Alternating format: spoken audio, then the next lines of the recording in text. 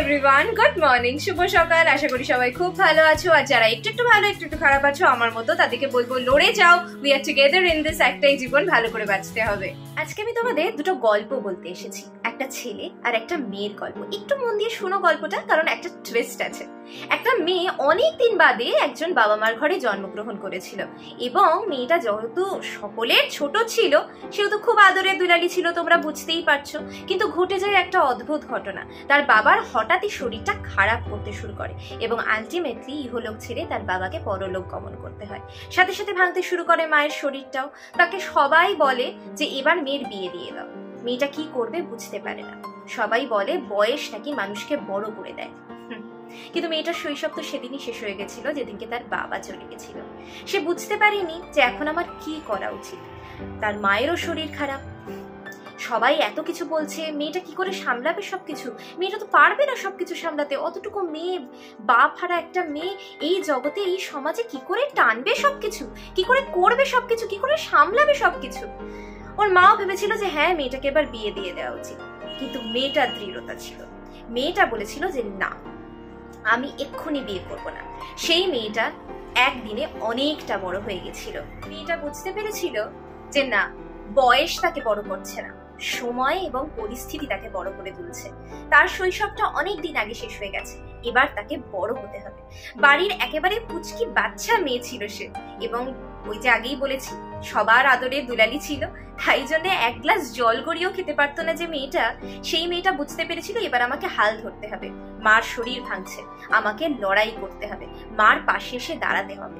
একদিকে যেরকম চালিয়ে গেছে নিজের পড়াশোনা, সেরকম ভাবে পার্ট টাইম জব করতে শুরু করে, অল্প অল্প করে সঞ্চয় করতে শুরু করে, সংসারের হালটা নিজের হাতে তুলে নেয়। মাকে বলে তুমি একদম ভয় পেও না মা, আমি আছি তো, আমি সামলে নেব। মায়ের অন্ধের যষ্টি হয়ে ওঠে সেই মেয়েটা। সকলে যখন বলেছিল, পাড়া প্রতিবেশী থেকে শুরু করে তার বাড়ির লোকেরা, যে এই মেয়েটা আর পারবে না, এই মেয়েটা সবকিছু সামলাতে পারবে না, একে বিয়ে দিয়ে দাও, তারাই অবাক হয়ে দেখতে থাকে একটা মেয়ে কি করে নিজের হাতে সমস্তটা একাই সামলে নিতে পারছে।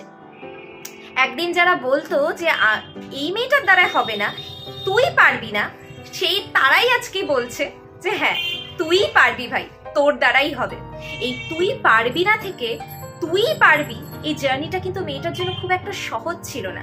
মেয়েটার ছিল দৃঢ়তা, মেয়েটার ছিল আত্মসম্মান বোধ, মেয়েটার ছিল ইচ্ছে শক্তি, যে কেন আমাকে বলছে আমি পারবো না, কেন আমি পারবো না? পৃথিবীতে এমন কোনো কাজ নেই যেটা মানুষ চাইলে পারে না। আমি চেষ্টা করেই দেখি না, আমি ঠিক পারবো, পারতে আমাকে হবে। এবার বলি ছেলেটার গল্প। ছেলেটা জন্মগ্রহণ করেছিল যথারীতি আমাদেরই মতো মধ্যবিত্ত পরিবারে। পকেটে অনেকগুলো স্বপ্ন নিয়ে তার জীবনযাত্রা শুরু হয়েছিল। কিন্তু যত বড় হয়েছে আস্তে আস্তে বুঝতে শিখেছে মধ্যবিত্তদের খুব একটা বেশি স্বপ্ন দেখতে নেই, কারণ বেশি স্বপ্ন দেখলে স্বপ্নগুলো ভাঙেও বড্ড বেশি।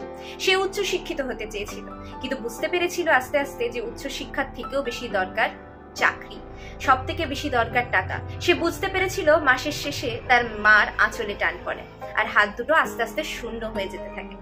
ছেলেটার অনেকগুলো স্বপ্ন ভেঙেছিল, কিন্তু তাও ছেলেটা একটা চাকরি জুটিয়েই ফেলে। হ্যাঁ, গান গাইতে ভালোবাসতো, ঠিক যেমন ওই মেয়েটা নাচতে ভালোবাসতো। জানো, বলতে ভুলে গেছি, ওই মেয়েটার নাচটাও ছেড়ে দেয়। ঠিক এরকম ভাবেই ছেলেটারও গানটা আস্তে আস্তে কমতে থাকে। ছেলেটা উচ্চ শিক্ষিত হতে চেয়েছিল, কলেজে প্রফেসরই হতে চেয়েছিল, কিন্তু কলেজে প্রফেসর হওয়া তো হয়নি, কারণ উচ্চ শিক্ষাটাই তো হয়নি। মাস্টার্স পাশ করে কোনো রকম ভাবে একটা চাকরির সন্ধান করেছিল, এবং চাকরিটা পেয়েও গেছিল।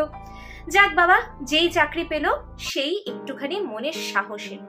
ছেলেটাকেও সবাই বলেছিল এবার পুরো বকে যাবে, দেখবি সিগারেট খাবে, স্মোকিং ড্রিঙ্কিং সবকিছু শুরু হয়ে যাবে, লালা রাপ্পার মতো ঘুরে বেড়াবে, এই ছেলের দ্বারাই কিছু হবে না, বাবা চলে গেছে। ইন দ্য মিন টাইম দাদারা সবাই আলাদা হতে থাকে আস্তে আস্তে। সংসারের দায়িত্ব বাড়ে, চাপও বাড়ে। ছেলেটা চাকরি হয়ে যাওয়াটাতে মায়ের একটু স্বস্তি হয়। মধ্যবিত্ত পরিবারে যা হয়, পকেটে টান পড়লে সেটাই হয়েছিল ছেলেটার বাড়িতেও। কিন্তু ছেলেটা চাকরি পেয়ে দিনের শেষে মায়ের মুখে একটু হাসি ফোটাতে পেরেছিল। ওই যে যারা বলেছিল ছেলেটা বকে যাবে, ছেলেটা কিন্তু বকে যায়নি। তারাই ধীরে ধীরে দেখতে থাকে যে ছেলেটা কিভাবে নিজের সংসারের হালটা নিজের হাতে তুলে নেয়, নিজের জীবনের দাঁড়টা নিজের হাতে শক্ত করে ধরে থাকে।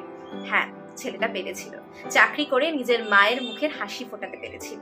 নিজের মায়ের যখন আঁচলে টান পড়ছে, তখন নিজের মায়ের হাতে করকরে নোটগুলো তুলে দিয়ে বলেছিল, মা তুমি কিছু চিন্তা করো না, আমি আছি তো, আমি সংসারটা ঠিক সামলে নেব। ছেলেটা কিন্তু পেরেছে। ইচ্ছে শক্তিটাই আসল, জানো তো। আজকে কেন এই কথাগুলো তোমাদেরকে বললাম বলো তো, কেন এই গল্পগুলো তোমাদেরকে এত সহজ করে বলার চেষ্টা করলাম? এটাই বোঝানোর চেষ্টা করলাম যে ইচ্ছা শক্তিটাই আসল।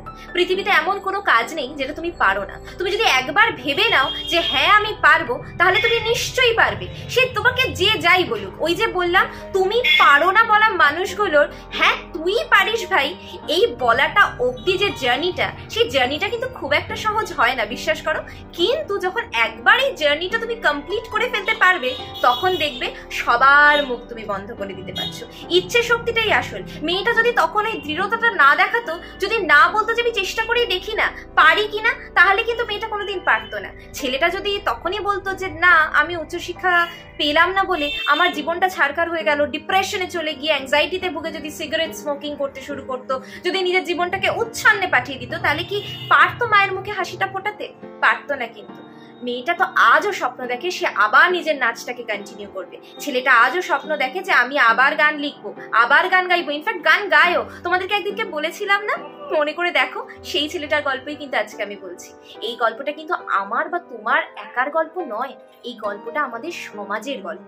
ইচ্ছে শক্তিটাই আসল। তুমি যতক্ষণ না কোনো কাজ করেছো, ততক্ষণ তুমি সেই কাজটা করতে পারো না। কিন্তু যেই মুহূর্তে তুমি সেই কাজটা করতে শুরু করলে, তুমি ঠিক সেই কাজটা করতে পারবে। এটার বিশ্বাস রাখো। পৃথিবীতে এমন কোনো কাজ নেই যেটা তুমি করতে পারো না। মনে ভরসা রাখো, মনে দৃঢ়তা রাখো, সাহসটা রাখো যে হ্যাঁ তুমি পারবে। তাহলে দেখবে তুমি ঠিক পারবে। আর যাই হোক না কেন, তোমাকে কেউ দমিয়ে রাখতে পারবে না। দেখো, মানুষের কথা বলবেই, মানুষের কথা বলাটা একটা অভ্যেস। আসলে কথা বলতে তো ট্যাক্স লাগে না, সেইটাই হচ্ছে ব্যাপার। কিন্তু মনে রেখো, তুমি যদি একবার ডিটারমাইন্ড হয়ে যাও যে হ্যাঁ আমি পারবো, তাহলে বস তুমি কিন্তু পারবে। এই বিশ্বাসটা আমার অন্তত আছে। তাহলে শুনলে তো গল্প দুটো? মাথায় ঢুকলো কিছু? আরে বাবা, এটা আমার তোমার বা সকলের গল্প নয়, এটা আমাদের গোটা সমাজের গল্প। তাহলে কেন ভাবছো তুমি পারবে না? হ্যাঁ, তোমাকেই বলছি, তুমি কেন ভাবছো যে তুমি পারবে না? কেন ওই মানুষগুলোর কথা শুনছো যারা বলছে যে তুমি পারবে না? ইচ্ছা শক্তিটা রাখো যে তুমি পারবে, তাহলে দেখবে তুমি ঠিক পারবে। আর যেদিনকে পেরে যাবে, সেদিনকে এই দিদিটার কথা একটু মনে রেখো, বুঝলে?